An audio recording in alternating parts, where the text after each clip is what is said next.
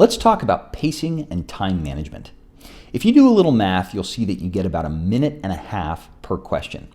To state the obvious, this is not a lot of time at all. Now, here's one thing that I can promise you. Even if you're a complete algebra whiz or you know a ton of fancy vocab words, there will be a question that stumps you. And here's where you have to make a decision. Do you hit your head against this question, stubbornly trying to solve it for 3, 4, 5 minutes?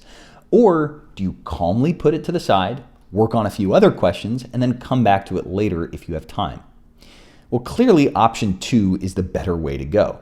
And in fact, the GRE encourages you to do this.